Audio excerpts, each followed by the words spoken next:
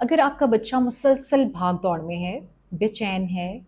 उसकी तबीयत में ठहराव नहीं है और वो आपकी छोटी-छोटी इंस्ट्रक्शंस को आपके मुताबिक फ़ॉलो नहीं करता और किसी भी ऐसे काम पे तवज्जो नहीं देता और ध्यान नहीं देता जिस पे ध्यान देने की ज़रूरत होती है या चंद लम्हों के लिए रुकने की ज़रूरत होती है। तो इसका मतलब है कि आपका बच्चा एक कंडीशन जिसको अटेंशन डेफ़िसिट हाइपर एक्टिविटी कहते हैं, उसका शिकार हो सकता है या उसमें मुब्तला हो सकता है। जी, तो आज की वीडियो में हम बात करेंगे एडीएचडी की कुछ इलामात के ऊपर, इब्तदाई इलामात क्या हो सकती हैं और वालिदैन किस तरह से इस बात का अंदाज़ा लगा सकते हैं कि हमारा बच्चा जो है वो एडीएचडी या अटेंशन डेफिसिट हाइपर एक्टिविटी का शिकार है या उससे मुतासिर है। इसके अलावा हम इसके डायग्नोसिस पे भी बात करेंगे कि वालिदैन किन इलामात या किन कंडीशंस को देखते हुए इसके डायग्नोसिस की तरफ जा सकते हैं। जी, तो जैसे मैंने इब्तिदा में कहा कि बच्चा मुसलसल बेचैनी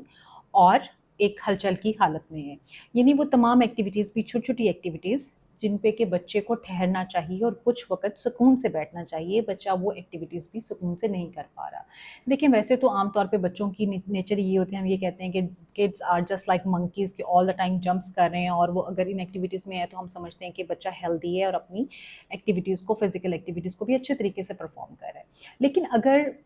वो चंद ऐसी एक्टिविटीज़ जिसमें उसको बिल्कुल रेस्ट में आना चाहिए वो भी नहीं कर पाता, तो वो एक रेड फ्लैग है या एक ऐसी इलामत है जिसे वालिदैन ने तवज्जो देनी है। अब वो कौन-सी सिचुएशंस हो सकती हैं? देखिए खाना खाते हुए, अगर खाना खाते हुए भी बच्चा कुछ लम्हों के लिए नहीं बैठता और एक जगह पे बैठ के अपने खाने पे भी फ़ोकस नहीं करता और खाना खाते हुए भी भाग-दौड़ रहा है, इसी तरह से बच्चे टॉयज़ के साथ कुछ वक़्त गुज़ारते हैं, बैठते हैं, एटलीस्ट 2 टू 3 मिनट्स जो हैं, जैसे कि 2 ढाई साल का बच्चा जो है वो 2-3 मिनट कम से कम बैठ के अपने कम से कम टाइम बता रही हूँ, टॉयज़ के साथ खेलता है, उनको तवज्जो देता है, उनको बनाता है, उनको जोड़ता है। तो अगर बच्चा अपने टॉयज़ को भी उठा के फिर रहा है और उनकी भी बॉल बना रहा है और उनको थ्रो कर रहा है, उनको मैनिपुलेट कर रहा है डिफरेंट तरह से, तो ये एक इलामत है कि बच्चे के अंदर बेचैनी की कैफ़ियत मौजूद है और वो तवज्जो नहीं दे पाता।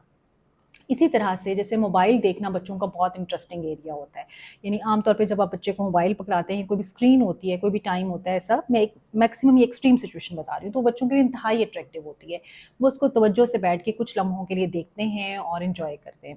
अब ये बच्चा जिसके अंदर हाइपर एक्टिविटी पाई जाती है, ये मोबाइल का इस्तेमाल भी उस तरह से नहीं कर पाता। यानी मोबाइल हाथ में होगा और दौड़ता हुआ, भागता हुआ एक जगह से दूसरी तरह जा रहा होगा। अक्सर वालिदैन ये भी कंप्लेंट करते हैं ऐसे बच्चों के कि ये घर में एक जगह पे टिक के नहीं बैठते, यानी मुसलसल छलांगे लगाते हैं, एक सोफ़े से दूसरे सोफ़े पे, फिर बेड पे। बाज़-औक़ात ये बच्चे फ़ियरलेसली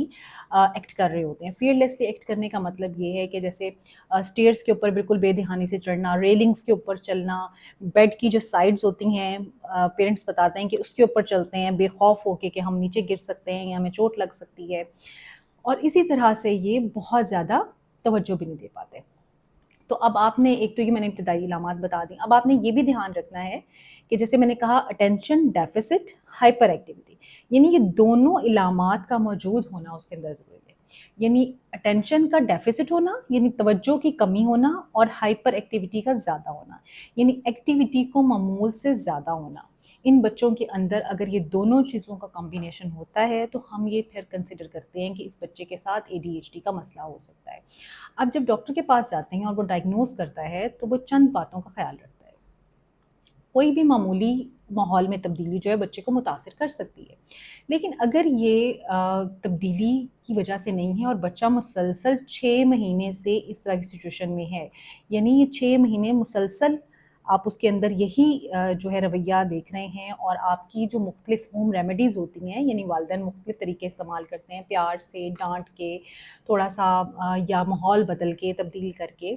तो उनकी वजह से भी बच्चे के अंदर कोई तब्दीली नहीं आ पा रही है, तो इसका मतलब है कि ये वाक़ई ही में एक प्रॉब्लम है जिसको कि आपने कंसिडर करना है। इसी तरह से जब बच्चा स्कूल जाता है तो आपने ये भी देखना है कि क्या उसके जो रवैये हैं, ये जो उसके बिहेवियर्स हैं अटेंशन डेफ़िसिट के और हाइपर एक्टिविटी के, क्या ये हर माहौल में एक जैसे हैं? यानी घर में भी वो वैसे ही परफ़ॉर्म कर रहा है, वो स्कूल में भी वैसे ही परफ़ॉर्म कर रहा है। और अगर आप उसको बाहर किसी प्ले एरिया में लेके जाते हैं तो वहाँ पे भी वो ऐसे ही एक्ट करता है। तो इसका मतलब है कि उसका सिमिलर बिहेवियर हर जगह पे पाया जा रहा है और ये कंडीशन जो है ये बिल्कुल अटेंशन डेफ़िसिट हाइपर एक्टिविटी की हो सकती है। अदरवाइज़ जैसे कि मैं पिछली अक्सर वीडियोज़ में और भी बहुत सारी कंडीशंस पे बात करती रहती हूँ। जैसे अगर ये تبدیلی صرف باہر جا کے آتی ہے، گھر میں بچہ بالکل معمول کے مطابق ہے تو کسی اور چیز کی علامت ہو سکتی ہے۔ لیکن اگر آپ کے ہر طرح کے ماحول میں بچے کا یہی رویہ ہے تو اس کا واضح مطلب یہی ہے کہ یہ اٹینشن ڈیفیسٹ ہائپر ایکٹیویٹی کی ایک کنڈیشن ہو سکتی ہے۔ اس کے علاوہ آپ نے یہ بھی خیال رکھنا ہے کہ یہ جو اس کی صورتحال ہے اس کی وجہ کوئی اور بیماری نہ ہو، یعنی کوئی اور کنڈیشن ایسی تو نہیں ہے جو کہ اس کو اس طرف لے کے جا رہی ہے اور مجبور کرتی ہے بچے کو کہ وہ اس طرف سے اپنا دھیان نہیں دے پاتا چیزوں کے اوپر، کام کو مکمل نہیں کر پاتا، چھوٹے چھوٹے ٹاسک پرفارم نہیں کر پاتا، توجہ نہیں دیتا ہے، اپنے کپڑے اس کے جو ہیں وہ دھیان نہیں ہوتا اس کا کہ اس نے کپڑوں کو کس طرح سے سیٹ رکھنا ہے، اس نے اپنی بکس اور کاپیز کو آرگنائز رکھنا ہے کہ نہیں رکھنا، یعنی چھوٹے چھوٹے ٹاسک جو کہ اسکول لیول پہ بچوں کے اندر پائے جاتے ہیں وہ ان کو نہیں پرفارم کر رہا۔ ایک اور بہت بڑی علامت تو یہ ہے کہ چھوٹے بچوں میں جب اٹینشن ڈیفیسٹ ہائپر ایکٹیویٹی آتی ہے تو کم سے کم 12 سال سے پہلے ان کے اندر یہ علامات ظاہر ہوتی ہیں۔ اگر 12 سال کے بعد یہ علامات آتی ہیں تو اس کی وجہ کچھ اور ہو سکتی ہے، کوئی اور ریزن ہو سکتی ہے، کوئی اور کنڈیشن ہو سکتی ہے۔ تو 12 سال سے پہلے اگر آپ کے بچوں کے اندر یہ علامات آ رہی ہیں تو اس کا مطلب ہے کہ اٹینشن ڈیفیسٹ ہائپر ایکٹیویٹی ہے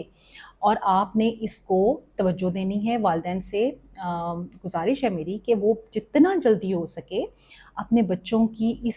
کنڈیشن پہ توجہ دیں، اس کو یہ مت اگنور کریں اس طرح سے سمجھ کے کہ کوئی بات نہیں، شرارتی ہے، تھوڑا بڑا ہوگا تو بہتر ہو جائے گا۔ دیکھیں جب یہ بچے بڑے ہوتے ہیں تو اپنے آپ کو مینیج نہیں کر پاتے، ڈس آرگنائزڈ ہو جاتے ہیں، اپنے ٹاسک مکمل نہیں کر پاتے، دوستیاں نہیں بنا پاتے، ان کے ایموشنز اور فیلنگز جو ہیں وہ عام لوگوں کی طرح ریگولیٹ نہیں ہو پاتے۔ تو اس کا مطلب یہ ہے کہ جو بچپن کی ان کے سب چیزیں مینیج نہیں ہوتی ہیں وہ لیٹر آن جا کے ان کی لائفز کو ڈسٹرب کرتی ہیں۔ تو اس کی مینجمنٹ کے لیے بہترین جو ہیں وہ بیہیویئر تھراپیز ہوتی ہیں۔ اگر سچویشن بہت زیادہ ایکسٹریم ہوتی ہے تو پھر ہم بعض اوقات میڈیکیشن کی طرف بھی انہیں ریفر کرتے ہیں، لیکن عام طور پر یہ بچے جو ہیں بیہیویئر تھراپیز کے ذریعے جو ہیں بہت بہتر ہو جاتے ہیں۔ سو میں امید کرتی ہوں کہ آج کی ویڈیو جو ہے وہ والدین کے لیے مفید ہوگی، لیکن آف کورس فائدہ تبھی ہوتا ہے جب آپ اپنے بچے کے لیے بہتری کا کچھ بندوبست کر سکیں۔